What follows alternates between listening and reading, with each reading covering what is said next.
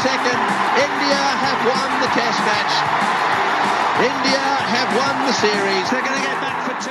India home. Hello and welcome to a new episode of the 81 All Out podcast. This is your host, Siddhartha Vaidyanathan, and I'm joined today by three regulars, actually. Welcome back, Mahesh. Good to have you back on the podcast. Not after two missed podcasts, as you said, but after quite a few more. Hello. Good to see you again. PS charge. Thank you. Thank you. And then we have Ashoka and Kartikeya again, as we've been having in the last few episodes. Hello, Ashoka. Hello, Kartikeya. Hey, guys. Hey, so I will link all their handles. Actually, I can't link Ashoka's handle. I don't know why I keep saying I'll link his handle. Ashoka is no longer on this esteemed platform called X. But Om Shanti to all. Om Shanti to all concerned. But I'll link Kartikeya's Substack, his handle on X, Mahesh's handle on X. Mahesh, are you still on X? I haven't been noticing. But my handle is still there. I'm not active, but I do. Yeah, I do exist. Okay. You exist. Yeah. In case this is all because if people want to, send you feedback for whatever, or put something. They can't send me feedback. I'm on Reddit. You've been missing from the podcast for a while. Just stay there. Don't come back. So we are here to preview the India-New Zealand Test series that is about to start. Because we we reviewed the Bangladesh Test series, and so now we have three tests now this time, unlike Bangladesh, which played two. So 3 tests in Bangalore, Pune, and Mumbai. 3 tests from New Zealand. New Zealand, of course, coming off from a pretty heavy defeat against Sri Lanka. In Sri Lanka, the captain changed. Now Tom Latham is now the captain. They've also had injury issues. Williamson's going to be missing the first test, coming back only for the second and third. Then there is, Bracewell, the all-rounder, who is going to be leaving after the first test for family reasons. So then Ish Sodhi is going to come. So a lot of back and forths in terms of team selection there. India seem pretty settled. Squad's pretty similar. Shami is not going to be back as yet. Bumrah is vice captain, pretty settled. It'll be quite surprising if India don't win this quite comprehensively. But we'll get to all this at some point in this podcast. But first, some thoughts, big picture thoughts on this series, India, New Zealand. We didn't do any. We sometimes do like a memory podcast on a series from the past. We haven't done that. But general thoughts on India, New Zealand. One of the slightly weirder, I would say, rivalries historically, especially New Zealand and India. Didn't play for a long time, and also New Zealand and India haven't, over a period of time, it's not really produced as memorable a series as you would say compared to other teams like maybe Australia, maybe England, maybe even back when West Indies used to come to India and be there was some phase when they were extremely competitive. South Africa and India we've seen quite a few series and quite a few great test matches and so forth. So some big picture thoughts, and but before everything, Mahesh, we completed 200 episodes. Are you aware of that? And your thoughts on that? Yes, I am completely aware of it. I was stuck in a sort of busy day at work, so I couldn't make it. I don't think neither of us thought we would go on to host 200 podcasts. And the fact that people have had the patience to survive 200 episodes of basically the same theme that we keep repeating is a testament to our listeners' patience more than our ability to come up with new ideas. I am glad we've survived this long. I hope we can survive for a few more episodes. I think India New Zealand has not been the marquee series, both actually in India as well as in New Zealand, and there are historical reasons for that. But having said that, I enjoyed the last series that New Zealand came here for. Before that, there was a thriller whitewash. But in general, India and New Zealand have not played enough of long series for us to have adequate sort of build up or any sort of rivalry as such. And New Zealand has not traditionally done well in India. Occasionally they've done well in India, but they've not really done well in India. But it is true that in terms of just the media bandwidth and how much we talk about the big three when they're playing Test cricket as against the rest is so heavily skewed that that we don't get to cherish a lot of the Test cricket that that the rest of the teams play. I mean, even the New Zealand Sri Lanka, the first test was a cracker. The second test, of course, Sri Lanka dominated quite heavily. So in that landscape, it's understandable why both the Bangladesh India series and the India New Zealand series are seen as sort of low key test series. But my sense is we should not sort of get caught in this narrative war.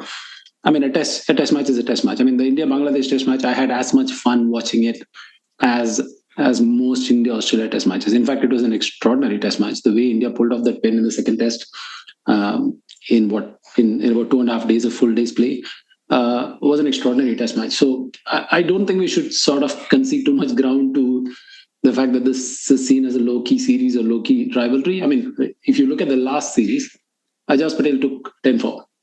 And the Kanpur test, which ended with like the last wicket standing between India and the win, was a classic. To me, it's one of the classics played in Indian conditions, especially on a relatively flat track. So I'm looking forward to this series, especially in the context of the fact that this is seen as a low-key rivalry. It could throw up some surprises. I was in Bangalore. I don't remember the year. This was Pim Saudi taking a 7-wicket haul, which opened up the test match, and Kohli played a fantastic hand in the fourth innings to finish it off. So even though India won the series comfortably, I'm saying there have been memorable moments in this rivalry, and I'm hoping that the next 3 tests will provide a lot of memories for Test cricket fans. Especially, I hope a lot of people turn up at the grounds and they get to watch some terrific performances which can hold up in memory for a long, long time. Yeah, I mean, in terms of the actual results, I mean, New Zealand have, over the entire history of them coming to India, have won 2 tests, one in 1969 and one in 1988. And the 1988, I mean, that is actually quite a remarkable test because they scored. I was looking at the scorecard. 236 in the first innings. India reply with 234. They make 279, and then they bowl India out for 145. Adley getting 4 and Bracewell getting 6. I mean, John Bracewell, that was like a big day for him. So, yeah. So I think in terms of that, I mean, Sri Lanka, I think, are yet to win a test in India. Bangladesh are yet to win a test in India. So I think that New Zealand are pretty much like, with 2 test wins, that's the record. So that's probably also one reason why it is a bit low key. I mean, Sri Lanka coming to India, barring, I would say, maybe a phase in the 90s, has been generally also similar. So there is that reason too. Of course, as you said, there have been some riveting tests. I remember in 99, there was that test where Dion Nash bowls India out for a really low score, right? So, and then India come back and post a big score in the big total in the second innings. So there have been memories. I mean, who can forget? I think Mark Richardson is still batting somewhere, on like 23 of 800 balls or something. So yeah, there have been memories. It's not like there are no memories of this rivalry. It's just that I think it has largely been lopsided, and so that plays a part too. Of course, yeah, the media space. I mean, now if you see the news stories about Indian Test cricket specifically, it's already like, the focus is already shifted to Australia, and 5 tests India is going to play in Australia. Who's, the whole appointment of, the announcement of Bumrah as the vice captain was a big thing, and it started off a big conversation whether he would be captaining in the early stage of the Australia series, with Rohit likely to, possibly missing the Perth test and so forth. So, yeah, I mean, there have probably been 10 times more articles and general conversation around the Australia series than the New Zealand series in the general space. And so, yeah, that obviously adds to it. Not being a history guy, I kind of went and Googled for this podcast, when was the last time New Zealand won in India? Have they even won in India? Turns out, as you said, they won last at 1988, I think. And I was looking at the scorecard. One of the names popped up. There is this guy called Rashid Patel who played that test and only that test. He has not played before or since tests for India. And then I went and saw who's this guy. Turns out he has an interesting thing, man. Like he once chased Raman Lamba with a wicket.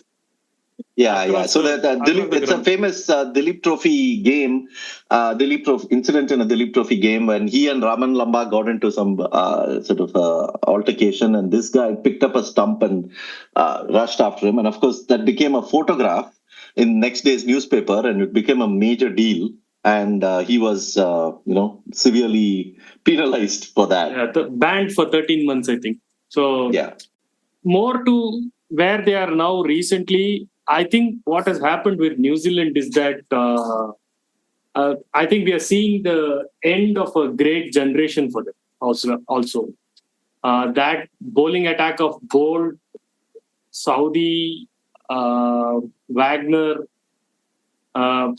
Kyle Jamieson for a little while. We are seeing the dismantling of that, and that is showing on their performances. Like they were never very, Don't forget Colin de Grando. De Grando, legend. Yes, anyway, so but pace was always their forte. I mean, they haven't produced that many great spinners. Even Vettori averages around 37 in tests. He has gotten a lot of wickets, but that has never been their forte. So they are struggling a bit. So they have Ajaz Patel and Santner, I think.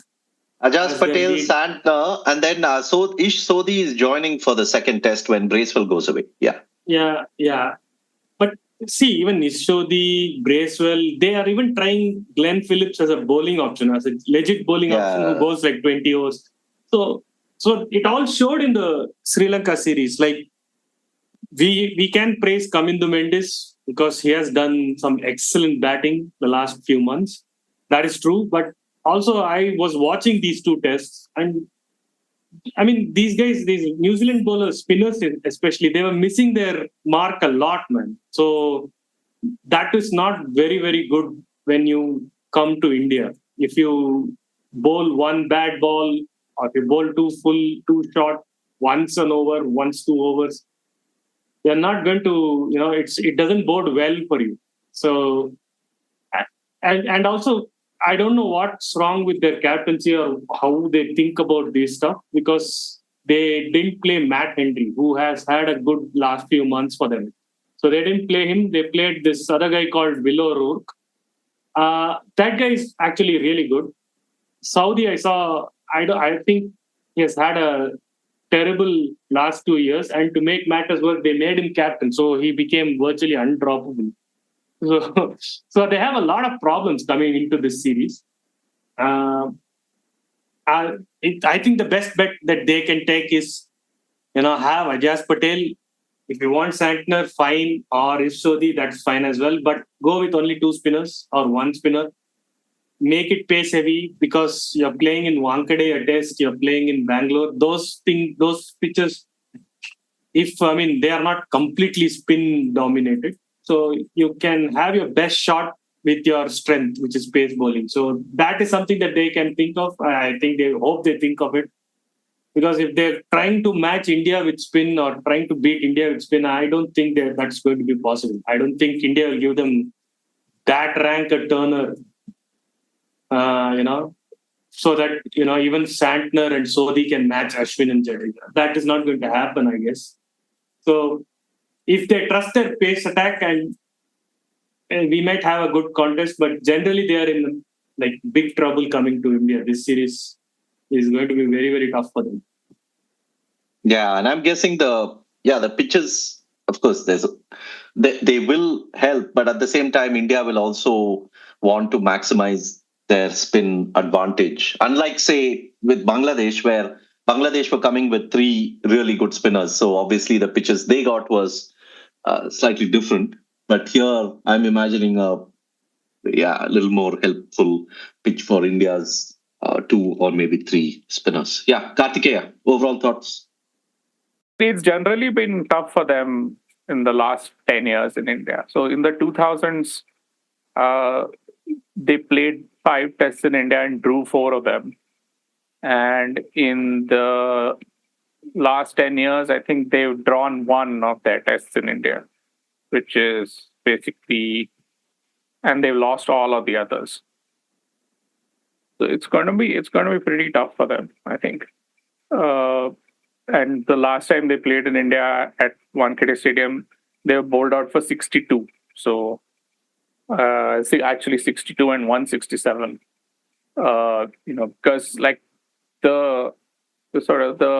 it's one thing to face Ashwin from 2013. It's another thing to face Ashwin from 2023. And they're basically running into a bit of a storm here right now.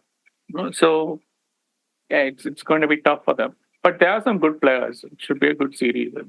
I think that guy Rachin Ravindra is probably a superstar in the making. Like when Williamson is done, he's going to be their next guy.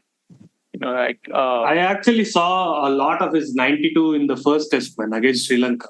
Extraordinary guy, extraordinary batting. Lovely guy. I didn't see that series at all. But they and also, as you guys are saying, this generation is coming to an end. Bolt is already gone, right? And Saudi is nearly done, and that's like 600 odd test wickets of experience that you don't. That's hard to make up. Although this guy Rourke is supposed to be very quick. He's supposed to be apparently a little bit quicker than Nahid Rana, who was just here, and who didn't really make much of an impression. This is an interesting thing about visiting teams who come to India. Previously, if they came to India with a genuinely quick bowler, that would earn them something. That would win them or get them a few wickets. That would mean that, at least the Indian lower order and the Indian tail and all, they would get those wickets. Even if, it didn't bother like Rahul Dravid or Tendulkar or whoever. So Shoaib Akhtar came to India and got a lot of wickets. Donald. Yeah, a lot of quick bowlers would come to India, and that 20, 25 years ago, and Indian players were not that used to playing fast bowling. Nowadays, they are used to playing fast bowling. So look at what has happened recently. Rabada and Mark Wood and all these guys who are like 90 miles an hour plus. They don't make much of an impression. Like it doesn't.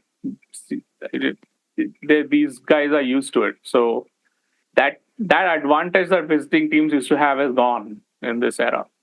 So that takes away even another one of their weapons. So although I think, I don't know, I have a theory that, and it's not just a theory, the record says that, if you want to beat India in India, you have to come with experienced SLAs, slow left arm orthodox bowlers, who are accurate. And like, if they play Santner, then they have at least one of those. And actually they have an even better one than Santner, Najaz Patel. I think that's a good thing. But although we saw it recently, Bangladesh also came with 2 slow left arm orthodox spinners, but like, the conditions never got them into the game. The current Indian lineup has one little advantage over previous Indian lineups in that, in Jaiswal and Pant and Jadeja, there are 3 like first choice players who are lefties now in the top 7. So that's a good thing for them against like these bowlers.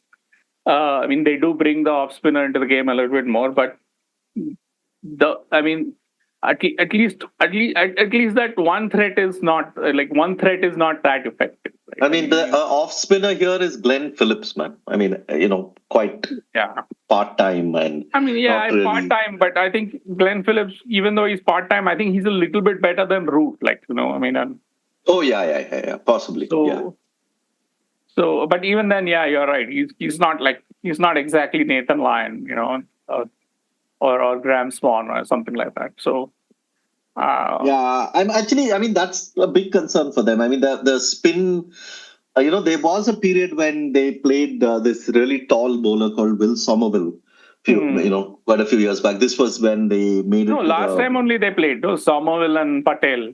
Correct. Somerville and Patel. And he was seen as this player they would pick in the subcontinent.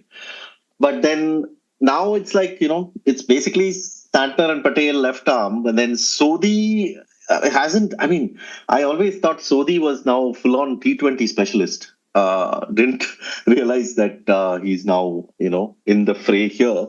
But it seems to be they need to find that next sort of 2-3 spin talents to come through. I mean, Phillips is okay, but he's not frontline.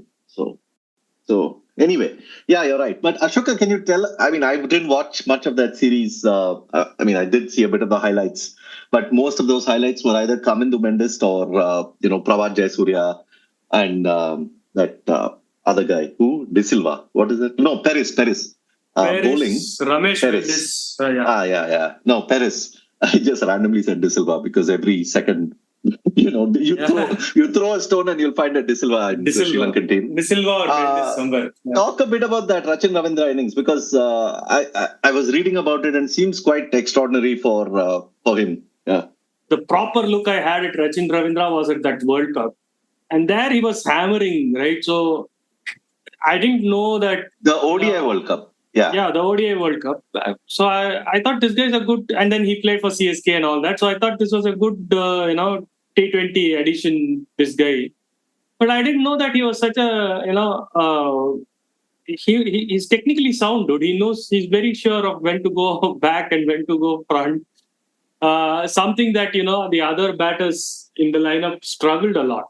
I mean, to an extent where Daryl Mitchell was, charging at some point. Because I thought Daryl Mitchell was a even better player of spin, but even he couldn't, figure out Prabhat and stuff.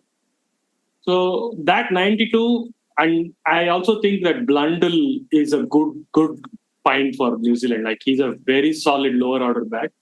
When they had that partnership, I kind of thought, because they needed 275 to win. So at that point, like at 130 or 140 for 3 or 4. So I thought these guys looked so assured, and they could actually even pull off a miracle win here. But then, as it all usually happens in the subcontinent, you break the partnership and then you run through the team.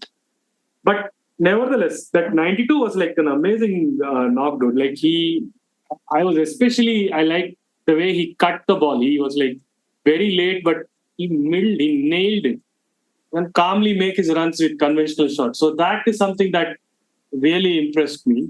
But having said all that, this was against Ramesh Mendis and Perez playing his first test, and Ramesh Mendis not being as accurate. Pravard Jayasuriya was accurate, but that's just one bowler. Now you face Ashwin, Jadeja and Bumrah. Pretty soon, I think, and maybe Kuldeep. Maybe Kuldeep, maybe Akshar. Then you'll pretty soon need a release valve somewhere, because they are not going to give you that many balls to hit. But we can only judge a player on what we have seen, and what I've seen of Rachin Ravindra, he looks like a really, really talented bat. He plays at number 5. I think he can be in the top 4. And he's really good. Yeah. Did you end up seeing much of that series, Mahesh? I know you watched Sri Lanka series quite a bit. Yeah, I did watch. I was watching while also working, so I usually keep my mobile in front of my PC and watch.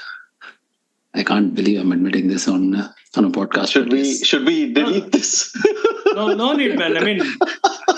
90% of cricket fans who have jobs and who are in college do the same thing. So don't worry. And if your boss happens to be a cricket fan, I think he should give you a raise after realizing how committed you No, are to the game. his boss won't give him a raise because his boss will be busy watching cricket on his mobile phone. Yeah, go ahead. No, I did watch it, and then like Ashoka was saying, Rajan Ravindra looked really good. In fact, I thought the first test was pretty close actually.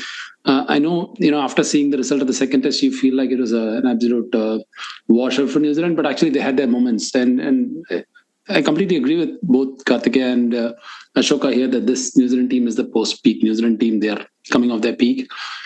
But having said that, given the fact that they're playing in India, I mean, their peak was what? Saudi, Bolt, and Jamieson bowling together with Henry in the bench.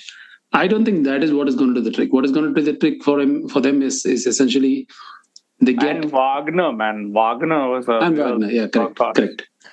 Yeah, but I'm just saying, even if you get the best of that bowling lineup, I don't think that's going to matter too much in India. So what matters in India is essentially how well Ajaz Patel bowls. I mean, realistically, going into the series, realistically speaking, they're not going to win the series. Their best chance is to pull off one upset out of 3 tests. And if you get a spicy wicket where some left-armers in the past from Australia and even England have done damage, Ajaz Patel is a much better spinner than most of them. So I think he can do damage. No, see, they're getting... He's better than Bangalore. Hartley. I think he's definitely better than Hartley. Yeah, but see, Mahesh, they are getting Bangalore, they're getting Wankhede. Mhm. It is actually pace friendly. It's not that, and their strength is pace. I know Ajaz Patel is a good spinner. He has gotten a 10 for and all that. But I've seen in this Sri Lanka series, he misses his length quite often too. That may be because they don't play as many tests. He may be a little, rusty and all that. But still, he misses his length a lot. He bowls too full.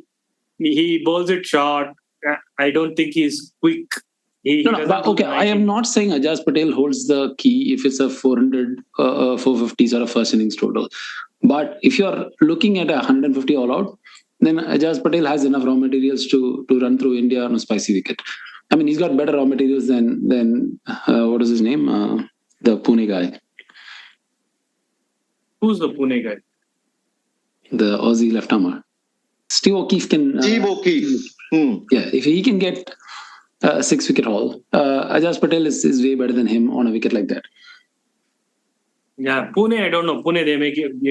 This time, right? Who was that left-armer that played for Australia? Todd Murphy and...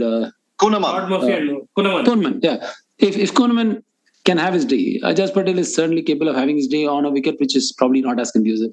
So New Zealand's best bet is Willow Road bowls as well as he did in Sri Lanka. Either Saudi rediscovers his form or they drop him and play Henry. And Ajaz Patel has one of his days on a wicket which is conducive for him. I mean, that's the absolute best they can hope for. They could possibly win a test if all stars are aligned. And if all stars are aligned, India losing a test, I know it'll invite some commentary, but I'm just saying it's not out of the realm of possibilities. It was not out of realm of possibilities for Bangladesh also, and they were better suited for this kind of upset. They had the good board attack. But but they got screwed by the weather and the pitch. I mean, in the first test in this series, Bangladesh didn't play one of their spinners. Like they didn't play Taijud at all. And the second they did, but he bowled like for the first time on the 4th afternoon. And that's not really a good. Yeah. But even talking about left-arm spinners, did you know that the New Zealand spinning coach is the great Rangana Herath? Rangaya. Not yet, only for this series. Was that only for that series? No, No, for the India series. Was he the coach for Sri Lanka series? No. Yeah. There was this article, by Fiddle. Who's that? Karunaratne feels that Rangana Herath gave tips to bowlers to get him out and all that. Bowl full, get under his bat, get him. I mean, that way, O'Keefe was also thanks to our Sridhar and Sriram, right? So it's part of it. Yeah. Yeah, but come on. I mean, this recent Pakistan series, like England's bowling coach James Anderson, first he went off and played golf. Then he came back, and then, like, I think every morning that Pakistan were bowling, he was giving advice to like Naseem Shah and company, man. Like, it didn't really help. No, I'm Kartikeya. You have to take into consideration that you're talking about a match or cricket happening in Pakistan or involving Pakistan. So under the laws of physics, general laws of physics, we are talking about. But what you're talking about doesn't come. That I don't think can be explained in human terms. What Pakistan are doing. that was quite a test match, man. I mean, it had everything and it had nothing. Yeah, actually, we should talk about that. What are we doing talking about New Zealand, India, and all? Something will happen. Who cares? Did Vase and Iffy post about that match? I didn't. No, man. notice that. That's the greatest thing about them. They ranted every day except the day when Pakistan lost. They were quiet because everybody else was doing it. Like everybody who had a YouTube channel went to their YouTube channel and vented. That is the one day Vase and Iffy took break, saying, "Okay, today our job is being done by everyone else. We'll keep quiet." Oh yeah, I was searching for it actually. I was wondering what kind of ballistic. But they were properly ballistic the other 4 days. That's commendable because the other 4 days everyone was talking about the pitch. Nobody was talking about bowling or batting or whatnot. But yeah, when you lose, that is the day when everyone suddenly wakes up and says how your team is bad. Like, and even our friend Kartikeya, you were just saying his Substack is getting all sorts of attention for saying Pakistan bowling is the reason, batting is not the reason. Because I kind of agree with KD, man. Like they made 550, they made 220, so totally they made 770 runs in a test match. That's what. How many more runs do you need to defend if you can't get 20 wickets under 770?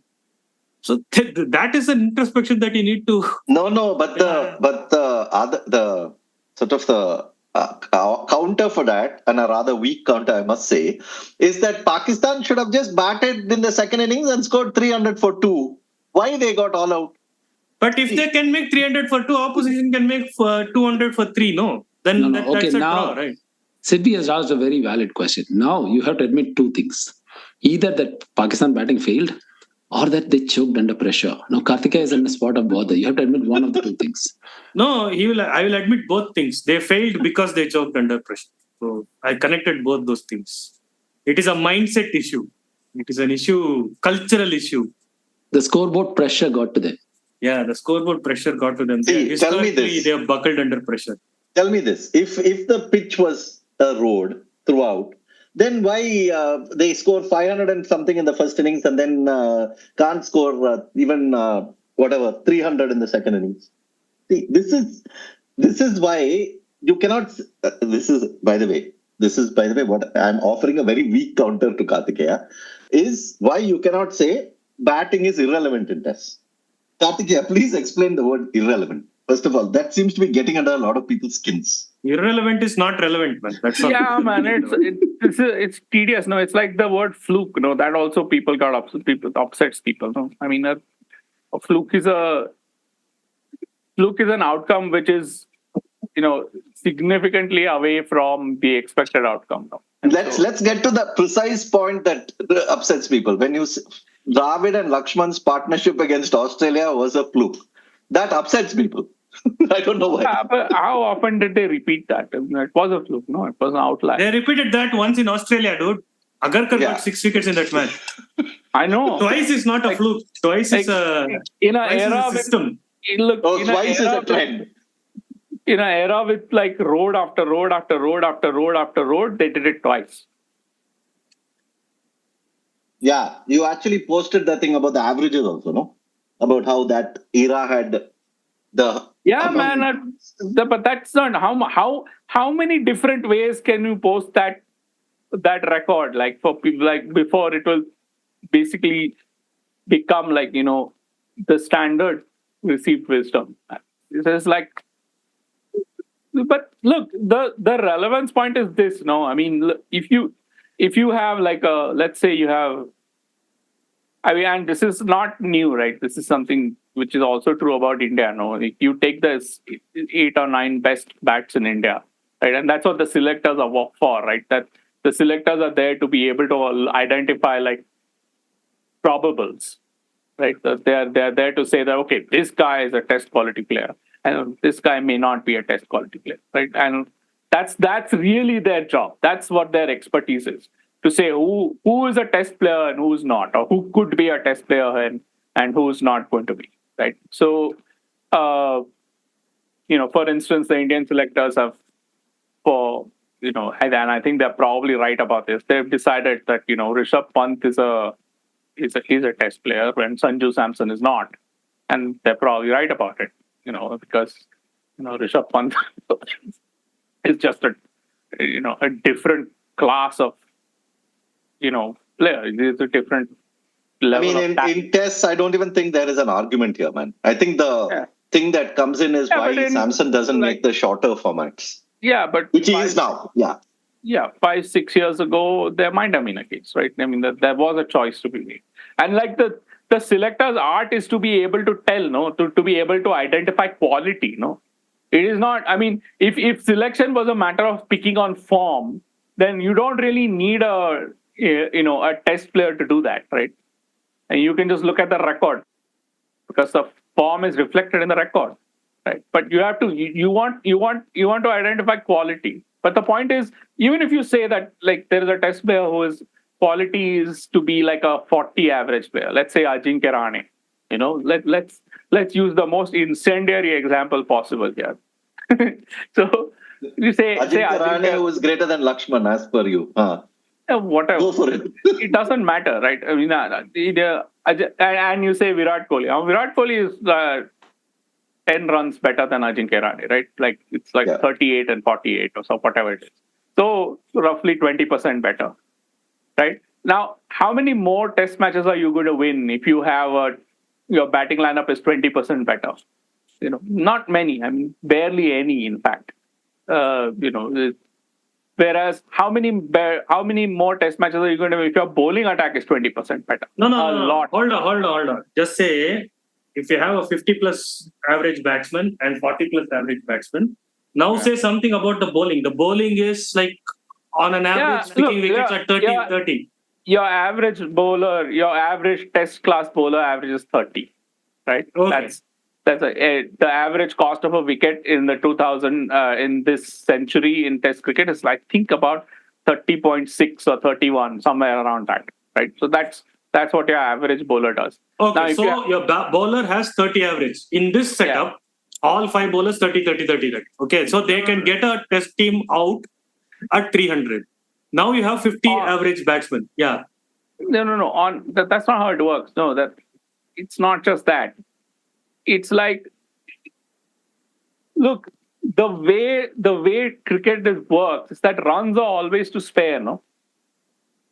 Whereas wickets are not to spare. You have to get 20 wickets to win. If you get 16 wickets, you're not 80% of the way to a win. You're not one. You're 0% of the way to a win. Whereas if you make 600 runs and if another team makes 500 runs, there's still a chance that they could win with 500 runs, right? Hey, that makes no mathematical sense. No, if I am getting 16 wickets, I am 80% on my way to win. No, you're not. How can I get 20 without getting 16, man? I can't. No, but you're not. Teams which take 16 wickets are not winning 80% of the tests that team. Okay, in total, at the end of the test match, if I get 16 wickets. Obviously, at the end of the test match. No, when else do you decide whether you won or not? So what you're essentially saying, KD, is that England won this test match against Pakistan by an innings and 47 runs, and they won with like some 4 hours to spare or whatever number of hours to spare. So you're essentially saying that is to spare. That innings and 47 is extra for them. Yeah. Right? So they could have won even by, say, 2 wickets or whatever. They could have. It's the same as the previous test. No, where was it? In Kanpur. Where India made 280 in 35 overs. If they had made 230 in 50 overs, that would have still been good enough, right? The extra 50 runs was to spare. Correct. Yeah, but that's not news. No, that is how cricket works. No, the runs are to spare. The runs are basically there's no upper limit on the runs which can be scored. No. I mean, you keep scoring runs until you get dismissed or until you decide you've had enough. Correct. Yeah. So that is the basic difference between runs and wickets in cricket. Now, this is fairly basic, no? I mean, like So the relevance relates to that's how why it contributes to the win. Yeah, you have to have an attack. So, for instance, if Pakistan are playing this guy Salman Agha, and he scores a lot of runs, but he bowls a lot of useless overs where he doesn't take any wickets. Now, I think he's one of your favorite cricketers, KD. You bring him up every time. Yeah. I mean, he's basically like, he should be either a batsman or he shouldn't play. Man. He's not a spin bowling all-rounder, man. He's never going to get... I mean, okay, you prepare a rank turner and you play him as your fourth spinner, that I can understand. That's a good idea. But you can't play him as your sole spinner or your second spinner on a good pitch, man. That's not feasible. Dude, that guy has 100 and something first-class wickets at 40 average, dude. Yeah, I know. That can't be your main bowler, man. Yeah, I know. That can't be a bowler. I mean, that can't be your bowler in any style, man. Well, let alone like spin in Asia. So batting in that sense is irrelevant. No, it doesn't make a difference whether you. I mean, Tendulkar is a great player. That is true. Rahul Dravid also a very, very great player. Also true.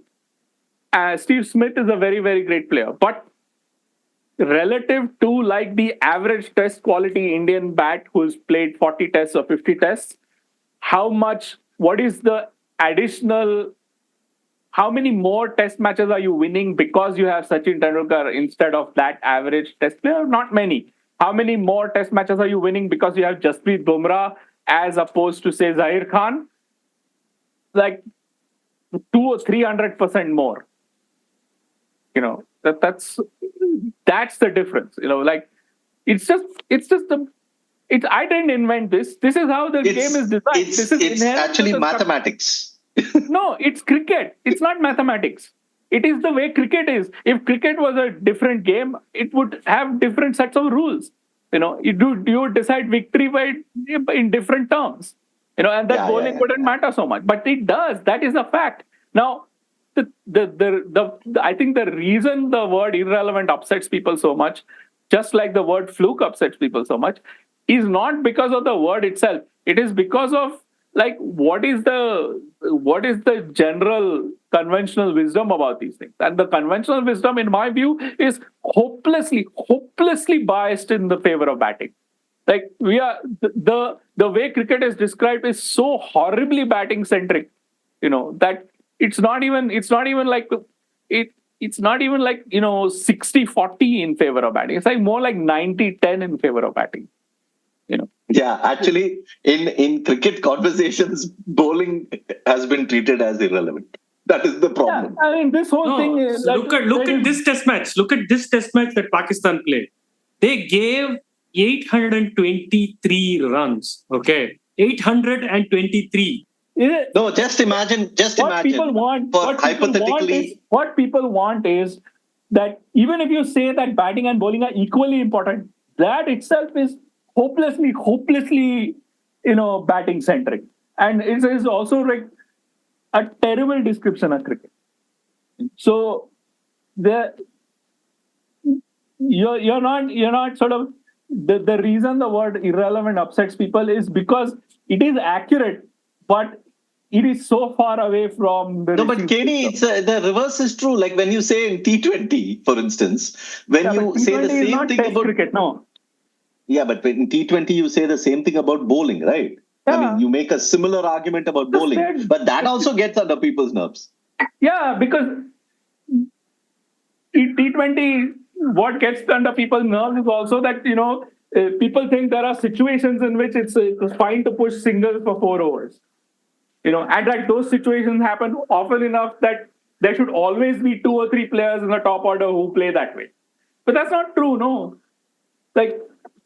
Yeah, my thing why people misunderstand these things is they go to absolutes, man. They don't have... No, man, it's not about the argument.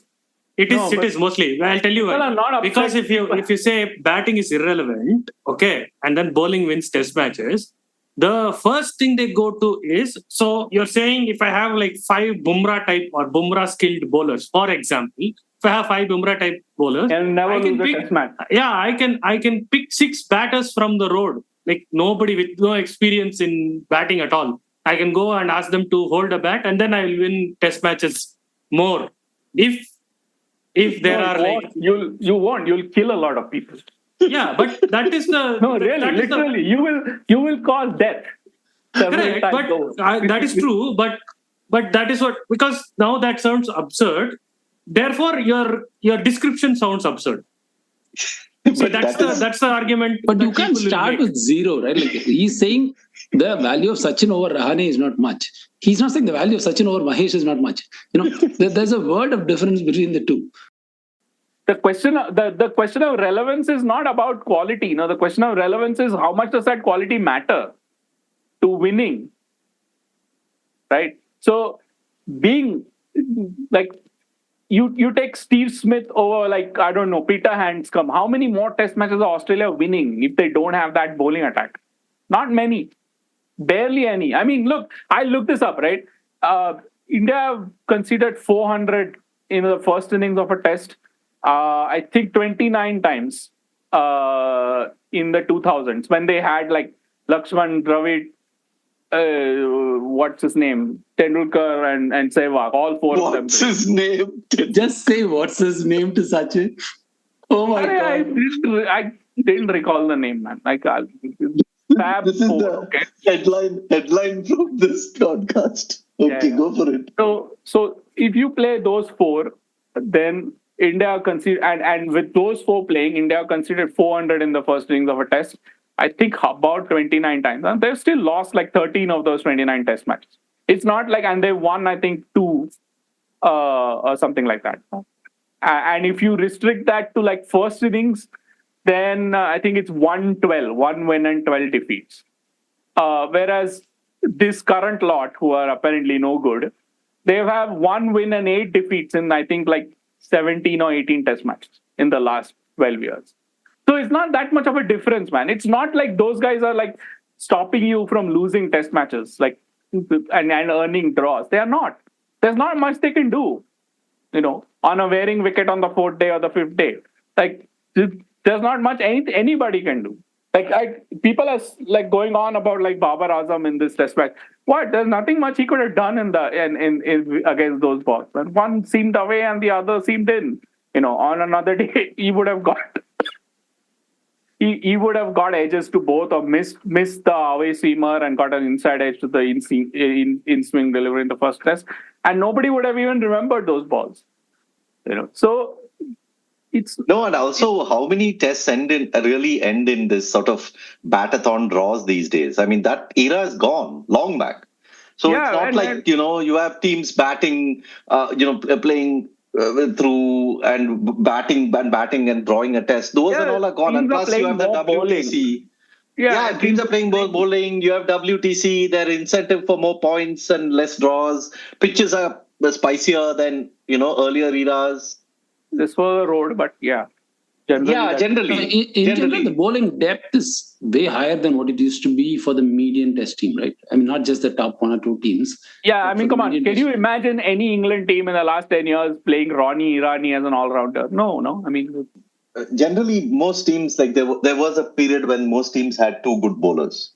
And then, the drop was apparent. I mean, even when you watched it, I mean, there were times in which Sri Lanka used to have Ranatunga bowling and all that. And no disrespect to Ranatunga. De Silva. Yeah, De Silva, Ranatunga, all of them. And, and there have been test matches that India played. There have been test matches India played when Sehwag was playing, where he bowled like 20-25 overs in a test match. Man. Tendulkar used to regularly bowl quite a lot of overs in a day, man. I mean, these days, how will Tendulkar ever bowl in this Indian team? Like I'm saying a bowler of the ability of Tendulkar, who was very creative and all, but even then, they won't need him. And they've opened the bowling with Ganguly also, man. So that's yeah. Now. So no, I mean, so the long and short of it is that relevance is relevance to what is the additional marginal utility that extra quality brings. And like compared to the average test player, a great test batsman or the average test batsman, the great test batsman doesn't bring that much additional marginal utility, but a great test bowler brings massively more marginal utility. And like look, if you gave us two choices, right? In one case, you can replace Rahane with Tendulkar in this era, in the last 10 years, and in another you can replace I don't know, let's say let's say you can replace Ishan Sharma with another Jasprit Bumrah. You would always hope that you take the latter choice, no, because that's going to win you a lot more test matches than the former. Yeah. So, that is true. But tell me one thing then. Tell me why, or give me an example of a truly like a great team, or even a very good team that had like great bowling and average batting. Is that because most of the great teams have also had great batting? Right, but that most of the great teams means what? There are really like two really great teams, right? I mean, maybe South Africa. I think your point probably holds for South Africa in that. Okay, period. The Graham Smith era South Africa, right? Yeah. Those are, let's say, those are the three great teams. Well, I mean, there's a reason why they are so they're so great. It's because other teams don't have that much bowling in those eras. In the 80s, England and Australia were uniquely weak. And India were weak, and India didn't have a spin quartet, and Kapil was aging, and they didn't really have a great bowler in the 80s at all. I mean, they were making do with like all kinds of all-rounders, like Ravi Shastri and etc.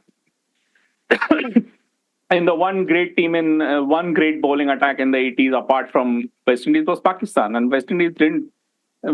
Pakistan held them really close, and I mean, the one great attack the Australians faced, the Steve Waugh, Ricky Ponting era Australians faced, was the English attack of 2005 when they played five bowlers, and Andrew Flintoff was at his absolute peak, and the Australian lineup struggled against them also, like those two teams were like, in the West Indies case, they had like a really great set of fast bowlers and not much else, and that was enough for them to dominate every team they came. What do you mean? What do you mean not much else? Oh, you mean not many spinners? Yeah. Okay. I mean, they did lose test matches to Alan Border's wickets in 1984, man. I mean, so on turning wickets where the fast bowlers are blunted. So and to Narendra Hirwani, not to forget. Yeah, and so. I mean, it's like this, right? In Test cricket, you see a great batsman, right? You see a really, really great batsman like Brian Lara or Andrew Flower, or the 90s era Tendulkar, and they are always in weak teams. Like they're rarely in strong teams. In strong teams have a lot of very good players, but they don't have like the standout great player, and that is because greatness only stands out in relief, So no, but Steve Smith is a exception there, no? Steve Smith is truly great in a great team. Yeah, but that you forget about what Steve Smith did in the late 2010s, and you only remember what he's done in the early 2020s. That's now 4 years, and he doesn't look so great, no? I mean, he doesn't look so far apart from say Head or some of the other guys, or Khwaja or someone like that, So. But he's still a very great player. But so greatness always sort of emerges in relative to what else is available. No? So you have an era with a lot of bowling and a lot of bowling depth, and it's really hard for a team to like sit up and take. And the reason India are great in India is because no other team has that kind of spin. No. So, yeah. No, but I would argue even the current Indian team, the great Indian sort of team, let's say from 2014 or slightly before that, is a good example of how a great bowling attack enabled a great team. I mean, if the conventional metric of 50 batting average is the greatness, right now Kohli even falls short. I mean, now 50 cannot be a standard now. Man. But let's say, okay, the conventional argument against the current batting lineup is that Pujara is not as great as, let's say, Dravid, and Rahane is not as great as Lakshman. No, let's assume that that's the case. Then it is a good example that this greatness of Indian team is enabled purely by its bowling attack and not by its stellar batting. So if the argument is we have not had great teams without a great batting lineup, that's actually not true. We have spoken 10,000 times on this podcast, man. Like there was 3-year gap when Indian middle order was just vibes. Like Kohli averaged 30, Pujara nearly 30 or under 30, Rahane under 30. But we won twice in Australia, and we kind of almost won a series in England, right? And we drew a series in South Africa. So this was the time when our famed batting lineup was almost nothing.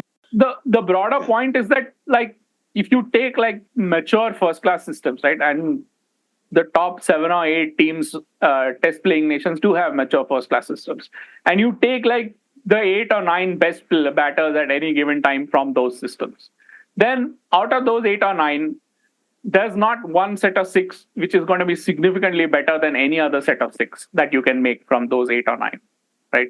So there's not much you can do with your batting in a test team. There's not much more you can improve. Whereas, yeah, you have 3 great bowlers. It's a hell of a lot better than having 1 great bowler. And the great bowler is a magical beast, and a much rarer beast, and being able to cultivate those, or being able to at least have a system which is designed to value those, that's what makes you a great team. And Australians never make the mistake of like putting their batters on a pedestal. I think do, man. Come on. I mean, come on. It's not like they are. Everybody does, man. There is no one country which doesn't do it too. Yeah. No. I mean, Australians, I don't mean like the commentary box and the press box. I mean the management. Whereas Pakistan's management right now does not seem to know who their best bowlers are, and they don't really seem to care. I mean, they've played 16 different bowlers in their last 11 home tests. For comparison, India played 16 different bowlers in their last 43 home tests going back to the beginning of 2016. And those 16 include like Washington Sundar and Jayant Yadav. So really it's 14. So yeah. And like now we are talking 8 years in India's case. So a lot of those 14 players have now gone, retired, like Ishant Sharma, Umesh Yadav, like they're old now. Bhuvaneshwar Kumar. But like Pakistan, it's also that they don't seem to care, like, and that they don't seem to think that is important to find those bowlers. Now, what this guy is saying suggests that he does get it, but he does get it. I'm surprised that they don't get it, but I mean, it's hard to say based on how they've been playing in the last 2 or 3 years that they do get it. Every match they have a new bowling attack. They never persist with anybody. Yeah, I mean, I think he does get it. On the one hand, they say that, okay, these are roads and it's difficult. And then they keep dropping their bowlers, man. Why do they keep doing that? What's the point? That's what I've been asking. See, another thing is, Katya, on your Substack that you posted, an interesting thing where you said these are the best Pakistan bowling talents available. Most of them have played, no? Yeah, the ones which have good averages, lot of wickets, they have all been tried. But the point is, the ones which have good averages are all like 28, 29, nearly 30, man, which is indicative of the surfaces that they play. They don't play on surfaces which allow a bowler to run through anybody quickly. So I'm guessing they're playing under, flat surfaces. So flat surfaces is not an anomaly in Pakistan cricket. I think that is basically the rule. I think they come into play only after day 3. Bowlers come into play only after day 3 or day 4. Given all this, they have all this data. They should be picking 5 bowlers, and in fact, they should be picking 5 bowlers, 1 bowling all-rounder, and then talk about the batters. Because on these, if they play only in flat surfaces, why do you need 8 batters? What is the number 8 guy going to give you that is going to win you a test? Nothing. Okay. Yeah. Anyway, we we have spoken, I think, more about this Pakistan test and the England test and generally about everything else other than this New Zealand thing. But yeah, I think the fundamental point is coming back to that New Zealand team, and what we said is that, they, for quite a good phase of time, they were a very good team. They were competitive, not just at home, but in all conditions. They won a series in England. They competed. They did well. They won the World Test Championship too. But yeah, that was the era in which they had Bolt, Saudi, Wagner. Jameson was, fit for, for a few tests, and that was the lethal bit that they had, which they don't have now. Saudi is nowhere close to the Saudi that he was. Bolt is gone, Wagner's gone, Jameson is not around. So, they have to call upon all these newer bowlers, other bowlers, and it's showing. So, that is That's as good true. an illustration as any But about this point. you remember, you saw James Anderson bowling in India earlier this year, no? And like, if Tim Southee gets like a fresh morning with a new ball, he's going to be a handful. He is, of course. I mean, he's still Tim Southee. It's not like, it's just that he's getting older. He's now, towards the end of his career. So no, I was just reinforcing the point about how the very good bowling attack can really, lift a team beyond a lot of things. So yeah. So okay, one thing I found interesting is that they have picked this guy Mark Chapman also. Yeah. He's also a slow left arm orthodox. Yeah, but he's more all-rounder, man. He's not a specialist. Yeah. You mean he's Salman Ali Agha? Yeah. Exactly. He's not he's not anywhere close to a frontline bowler. I've seen a bit of him. So looking forward to the series as usual. I mean, it's always fun watching this Indian team play. I mean, wherever they play, against whoever they play. I mean, just, honestly, there will come a day when Jasprit Bumrah will not be at the start of his mark, running into bowl, and it will be a very sad day when that happens. So until that time, savor as much of it as you can. I mean, he's 31. So that actually makes me quite sad, because I feel that, we don't have that much of him to watch left. So yeah, I'm really looking. I mean, watching Bumrah, Ashwin, Jadeja, Siraj, it's just something magical. It's not something that we should be taking for granted. And every time they sort of put together the magic that they do, Akashdeep coming through and all that, we should remember that this is not going to last forever. So yeah, looking forward to it. Bangalore, Pune, and Mumbai, hopefully will offer great conditions. Hopefully we'll get full test matches. And even if we don't, I guess this team will definitely, obviously, go push for the win. Thank you again for all the good wishes you sent us for episode 200. We've received some kind feedback on that. Thank you to Mahesh, Ashoka, and Kartikeya for joining. And for listeners, you know where to find us. 81allout.com is our website. At 81allout is our handle on X. You can subscribe to our podcast, rate and review it. Yeah, that'll really be helpful, because it'll help more people find us. It'll help spread the word. Very often, when people search for a cricket podcast, our thing will show up. Our podcast will show up, but then they probably, if it'll help show up higher if we have more reviews and more ratings. So yeah, if you like the podcast, please go ahead and do that. We also have republished 3 works of, 3 cricket books, classic works of cricket literature. I'll put links to that. Please, you can buy them and support us through that too. And yeah, we look forward to joining you after the first test to review the test. Hopefully we can review all the tests in the series. And of course, there's the big series against Australia coming up later in the year, which we are looking forward to as well. Thank you, and good night. Take care. India have won the series. They're going to get back for two. India home. Lords goes wide.